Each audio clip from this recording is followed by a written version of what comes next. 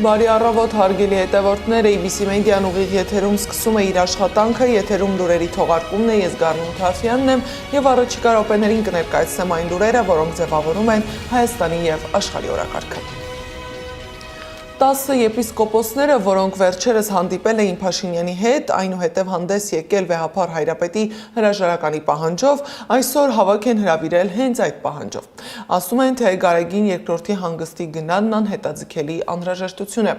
Այս հայտարարությունը հանրությունը միանշանակ չի ընդունել։ Հոգևորականները դատապարտում են եպիսկոպոսների հայտարարությունը, հորդորել են կանգնել հայ առաքելական եկեղեցու կողքին, քանի որ պայքարի մի կողմում հայոց եկեղեցու դարավոր հավատն ու արժեքներն են, իսկ մյուս կողմում այն դավադիր ուժերը, որոնք ձգտում են պատառոտել հոգևոր և ազգային մեր տեսակը։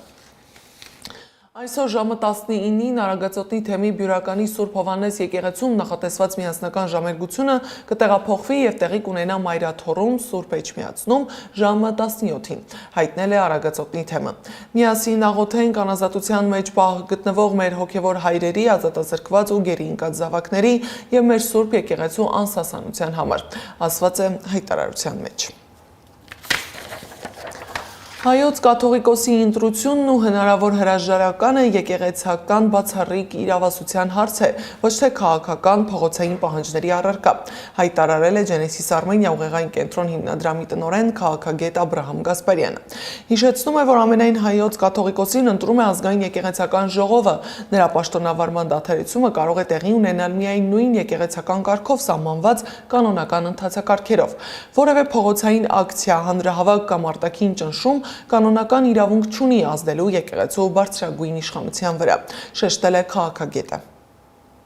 Կոչ ենք անում մեր հայրենակիցներին չմասնակցել այս ազգադավ հավաքին, չտրվել սադրանքների և քաղաքական հաշվեհարդարների տրամաբանությանը, թույլ չտալ, որ հայ առաքելական Սուրբ եկեղեցին վերածվի ներքաղաքական պայքարի գործիքի։ Հայ ժողովրդի միասնությունը, պետականությունն ու հոգևոր անվտանգությունը վեր են ցանկացած քաղաքական շահից։ Եկեղեցին չի կարող և չպետք է դառնա փողոցային ճնշումների կամ իշխանական կամայականությունների զոհ։ Զուգահեռ իշխանության թիրախը նաև ընդդիմադիր գործիչներն են։ Երեկ տեղի է ունեցել Գյումրու քաղաքապետ Վարդան Ղուկասյանի գործի դատական նիստը։ Քաղաքապետի խափանման միջոց կալանքն այլընտրանքային խափանման միջոցով փոխելու համար պատգամավորներ Մհեր Մելքոնյանը, Գառնիկ Դանիելյանն ու Գեղամ Մանուկյանը երաշխավորություն են ներկայացրել։ Երաշխավորներին է միացել նաև դերասան Լևոն Հարությունյանը։ Սակայն հակակոռուպցիոն դատարանը բավարարել է դատախազի միջնորդությունը։ Վարդան Ղուկասյանի կալանքը երկարաձգվել է ևս 3 ամսով։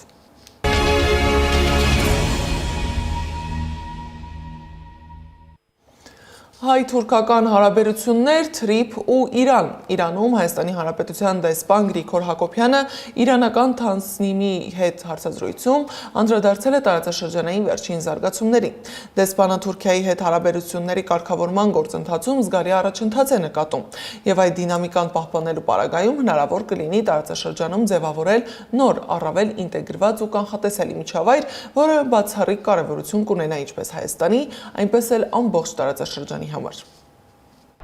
Այդ պայմանավորվածությունները ներառում են Մարգարա-Ալիջան սահմանին անցակետի գործարկումը, Գյումրի-Կարս երկաթուղու և Հայաստան-Թուրքիա էլեկտրահաղորդման գծի վերականգնման համար աշխատանքների իրականացումը։ Տարածաշրջանային փոխկապվածության տեսանկյունից առանցքային նշանակություն ունի Գյումրի-Կարս երկաթուղու վերագործարկումը։ Թրամփի ուղի նախագծի հետ այն կձևավորի միասնական երկաթուղային ցանց, կապելով Հարավային Կովկասի 3 երկրներն ու հարևան տարածաշրջանները։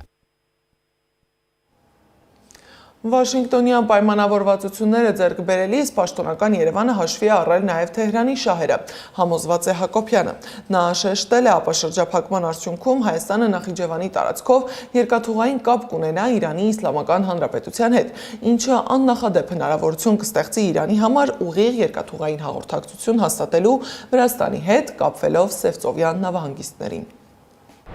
Պետք է ընդգծեմ, որ հավատարիմ մնալով բարեկամության և փոխվստահության մթնոլորտին, այս ամբողջ գործընթացի շրջանակներում պաշտոնական Երևանը հաշվի է առել Թեհրանի կենսական շահերը, իսկ զարգացումների վերաբերյալ տարբեր մակարդակներում ընթացել է ակտիվ երկխոսություն։ Հարկ եմ համարում նաև նշել, որ հենց այս սկզբունքներն են այն հենասյուները, որոնք մշտապես առաջնային են եղել ինչպես Հայաստանի Հանրապետության, այնպես էլ Իրանի Իսլամական Հանրապետության համար, և դրանց պահպանումը լիովին համահունչ է մեր երկու պետությունների շահերին։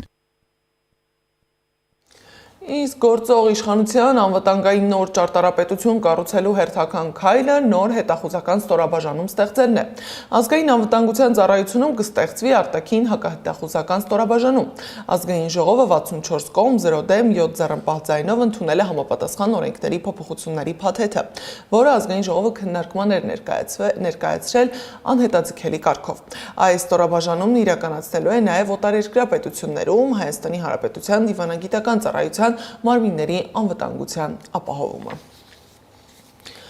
Մինչ պաշտոնական Երևանը պարբերաբար հղում է տալիս Վաշինգտոնում նախաստորագրված փաստաթղթերին, Հայաստանում Միացյալ Նահանգների նախկին դեսպան Ջոն Էվանսը զգուշացնում է, երբ դիվանագիտությունը ձախողում է, պատերազմ է սկսվում։ Հանդիպումը Միացյալ Նահանգների, Հայաստանի եւ Ադրբեջանի միջև ներկայացում էր։ Հայաստանը փշրեցին բուլդոզերով վրայով անցնելով, իսկ փառաբանված համաձայնագիրը դեռևս ստորագրված չէ։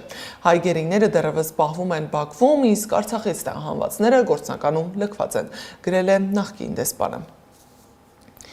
Հայ գերիները Բաքվում են եւ մենակ Բաքվի հորինած մեղադրանքների դեմ պայքարում, իսկ հարազատներն արդեն ճարահատյալ կախվում են փրփուրներից։ Վիգեն Էլջեքչյանի կինը դիմել է Մեհրիբան Ալիևային, խնդրելով ներում շնորհել ամուսնուն, որը գրեթե 5 տարի բանտում է։ Գործընկերոջս հայտնել է Վիգենի կինը՝ Լինդան։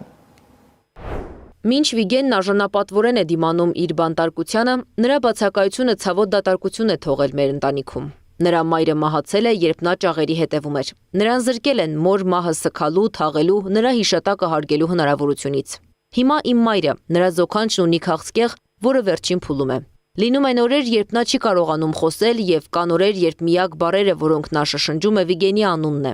Վիգենը երիտասարդ չէ, նա հայր է, ամուսին, փեսա։ Եվ ինչպես բոլոր տղամարդիկ, որոնք ընտանիքի բեռն իրենց ուսերին է, նա կարոտում է ոչ միայն ազատությունն, այլև իր պարտականությունը կատարելու հնարավորությունը, հարգանքի տուրք մատուցելու մեր կողքին կանգնած, մեր երեխաներին մեծացրած եւ մեր ընտանիքը միասին պահած կնոջը։ Առանց նրա մենք կորած ենք։ Սակայն այս դիմումին զուգահեռ բարձրացել է քննադատության ալիք, որին եւս Լինդան անդրադարձել է։ Նա խնդրել է այն չընդունել քաղաքականության համատեքստում ու չընդունել զայրույթով, այլ ընկալել սրտացավությամբ ու կարեկցանքով։